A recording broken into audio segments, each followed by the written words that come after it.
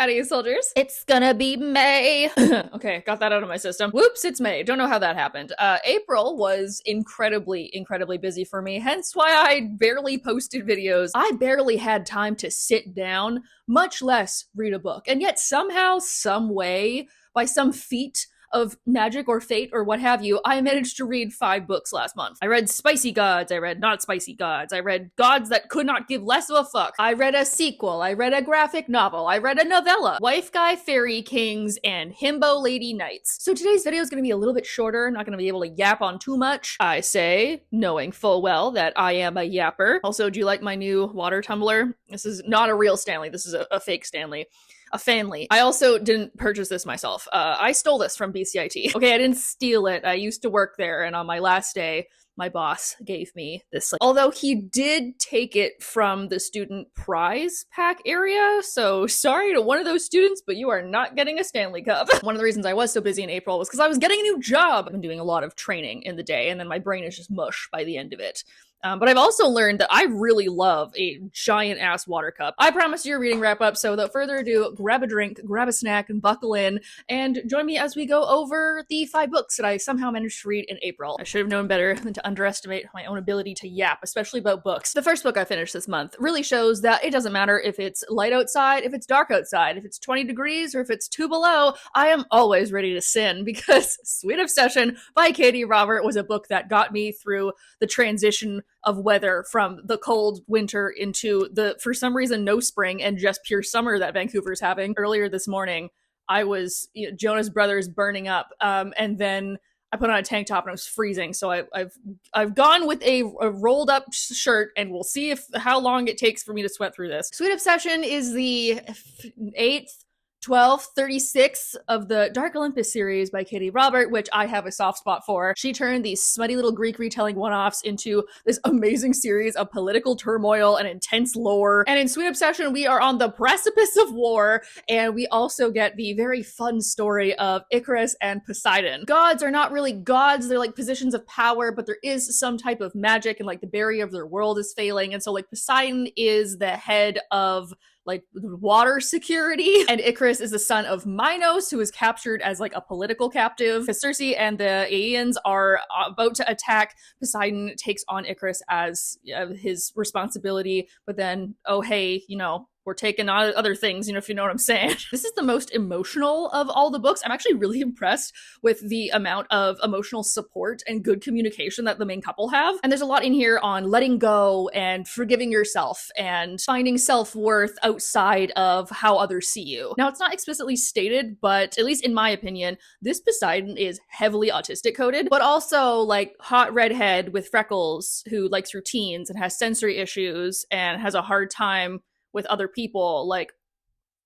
I'm in this photo and I don't like it. And then poor pretty boy Icarus is, healing from emotional abuse that his family wrought upon him. He's trying to unlearn manipulation and learn more of his worth outside being a pretty face. And I love how Katie uses kink not only as like spicy, sexy fun time, but also as a way to show trust and healing. Also, there's wax play, and I freaking called it. My 2 hot takes over this book is A, Poseidon is a god of the sea, and there certainly weren't enough boats. And 2, this had a fairly anticlimactic ending. Like, it's a very sweet, comforting ending, but at the same time, because the political tension really does get ramped up in this, and like we're on the edge of war, I was kind of expecting something a little bit more bombastic. While this was not my favorite of the series, it definitely wasn't my least favorite, but it is the one where they microwave the most food. The second book is one that I will just touch on. I'm not going to talk on too long, I don't think, gestures to previous track record, because I got an early copy of the Raven Boys graphic novel adaptation by Random House. The Raven Boys by Maggie Stiefvater is one of my favorite series of all time. I've talked about it so many times before, where Psychic's daughter Blue and 4 of her Raven Boys, Gansey, Noah, Adam, and Ronan, all team up in hopes of finding a lost Welsh king along a ley line, because it's said that he's been asleep for 1,000 years and whoever wakes him gets a favor. YA contemporary magic realism, light fantasy, beautiful writing, things that will stick with you to for more than a decade, and now they're coming out with a graphic novel version. Adapted by Stephanie Williams, art by Sass Millage. This does not come out until August of 2025, but I can give you a little sneak peek. Oh, well, oh, look at that. Ooh. But the coloring will eventually look like this. Now, as somebody who is, you know, very intimate with the source material, I did enjoy reading this. However, I don't think everything transferred perfectly, which, like, of course, when you're transferring mediums, obviously some stuff is going to get left out or left behind. But there were a couple of awkward pages where they kind of had to shoehorn in information that wouldn't have fit with the panels earlier. But I really like the art style, and if you're somebody who does like graphic novels, or you like getting adaptations of it, or maybe you have someone in your life that you want to get into the series but they don't love reading purely textbooks, then, like, yeah, I'd recommend this. Third up is one I exclusively blame my girlfriend for, because she's the one that got me into the Emily Wilde series. So I just finished A Map of the Otherlands, Emily Wilde's Map of the Otherlands by Heather Fawcett. Look at her go! She's reading so many sequels this year! The Encyclopedia of Fairies was a delight. It was so much fun. I love Emily. I love Wendell. It's such a light academia, dark fairy novel that, yeah, I really enjoyed. Was ready to read the sequel. And in Otherlands, Emily and Wendell are back from Iceland and are now in Cambridge, just, you know, doing their professorly thing, when Wendell starts getting attacked by assassinations sent by his fairy mother. So Emily concocts a plan in hopes of freeing Wendell from his family's plans, but also, like, being able to do research at the same time. So they go to a picturesque town in the Alps in hopes of finding a door into Wendell's realm, of course, only to get caught up in the local fae politics and some adventures beyond the realm. We yet again focus so much on the little folk and, like, how the smaller fae and, like, the brownies and the wood sprites are so much more important to Emily than these big royal fairies. And I love how their weirdness and their grotesqueness is what makes them valuable to her, which is something that really shines in this book. Of she doesn't love fairy despite its weirdness. She loves it because of its strangeness. She loves fairy enough to bone one in a tent. Get it, girl. Wendell is tragically poisoned for most of this book, but he still shows up as #1 wife guy. He's constantly tidying and meddling and complaining about not having good coffee, but he's absolutely besotted with Emily, and the little joke of, like, oh, will you marry me now, is very charming. We also get new lore, like the elder huntsmen with, like, their horses that are made of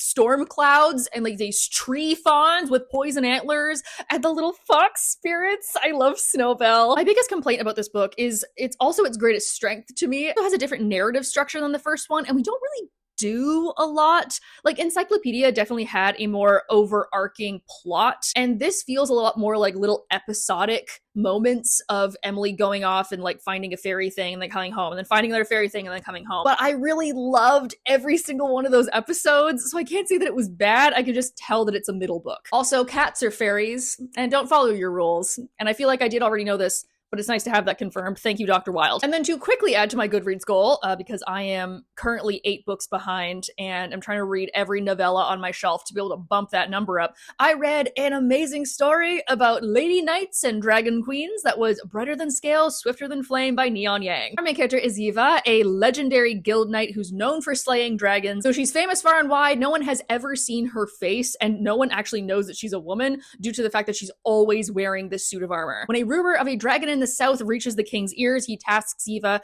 to go to the country of, Kwanbao? I've never had to say that word out loud before. Where she's learning about how this country worships dragons. She's learning a little bit more about Lady Suki, and she's learning about how her sacred duty may have been a lie. The framing structure of this is someone is telling you a tale. So it has that kind of legendary feel to it. A lot of third-person omniscience and a lot of interesting pacing choices, which, again, I do think works because of this style. However, I'm biased and greedy because I love dense fantasy novels and would have loved to have more than the, like, 160 pages that this is. But it really goes into, you know, the girl behind the legend, right? The person behind the mask, the desire to be known, and how stories can take on a life of their own, how tales are for the living, and the living are going to manipulate them however they need to. But really good writing overall, beautiful imagery, like the cheerful color and chaos of the festival that Suki and Eva go to, and the sinister underground magma caves full of magic that were my favorite part. Eva gives big himbo energy, and Lady Suki is so strong. It's so gentle and soft. I really liked her. Though because it was this kind of legendary tale, the ending was a little boring, but it was also, like, comfortable, and it's very, like, you know, everything wrapped up nicely, sort of. I don't know, it's gay lady knights and gay dragon queens together. Like, but legendary. Like what match made in heaven. Oh my god, I didn't say. I was sent this by Tor.com, and this is an advanced copy, but this is, I believe, out now. And I didn't even say for this. Okay, Sweet Obsession I got from Raincoast, but this is technically from Sourcebooks, and this is also out now. So I am a bad book blogger. And last but not least is this orange thing that you've probably been looking at the whole time. Let it be known that I'm a benevolent leader of this channel. I will not leave you in the dark any longer. It is The Sun-Blessed Prince by Lindsay Bird. Moment for the cover. Oh, god damn. Now, I was sent this by Random House Canada because I actually ended up doing a sponsored TikTok with them for this book. However, I would still highly recommend this, regardless of if I'm getting paid to say that or not. This is a queer high fantasy where two countries whose gods rule over life and death are at war, and we have a reluctant prince who spares the life of a would-be assassin, unbeknownst that the enemy's queen has plans for his kindness. Prince Elysian is a giver of life. He has the power to heal people and resurrect the dead, and also cannot die. He is a prince of Sulban fighting the army of the Allelune, whose god is the Reaper, and our main character, Kat, has the power over death. Any touch of his skin will cause immediate heart failure. Both of these characters are cinnamon rolls, but in different ways. Like, Elysian is just so kind, and he loves his best friend to beyond death, is genuinely fighting to make the world a better place. And then Kat is just like, needs like a Snickers bar and a nap, truly. Unlearning a lot of the emotional abuse that's being put onto him, while also still having to deal with the stigma of being a Reaper. And their relationship is so sweet, and like, yes, it's very slow, and they get separated for the majority of this book, but I love their connection. And I actually think that both of them are possibly ace, maybe gray ace, maybe demi-romantic. It's not explicitly stated, but the two of them do not have a physical love for one another. It's very different writing that I'm used to, but I ended up really loving how this style fits this story because it's written in third person past. I love the lore and how the gods and also science play into their powers. And it has a super cool take on life and death when you are able to give and govern both. All their side characters are super nuanced. I love the relationship that the heads of the House of Wanting and House of Unwanting have. And then Fen, who's just like such a teenager, which is really fun to read in a high fantasy setting. Now, this does really ramp up in the final third. Like, we go from zero to trauma like real fast. This is what happens when you don't have universal healthcare. But I still really liked it. It's a very beautiful book, and it's all about a prince who is too kind for his own good and a Reaper seeing the light for the first time. And that is that on that. These are the 5 books that I managed to read in April. As always, please leave down below what you finished in April. A lot of cool books came out in April, and I didn't really get around to many of them. And so many cool books come out in May 20th. There's like 17 things that come out, and I want to get all of them. However, my TBR bookcases are at maximum capacity, and I got a new job, and I'm trying to save money. So I don't know how many of those I'm going to actually get, but I do know that I'm going to at least attempt to read down some of my TBR pile before I add to it. And as much as I wish I had read more this last month, gotta hand it to me that filming wrap-ups for 5 books takes way less time. I have so much time. I have so much freedom. What am I gonna do with my free afternoon? You know where to click to like the video. You know where to click to subscribe. I hope you guys are all having a nice day wherever you are, and I will see you all next week. Bye!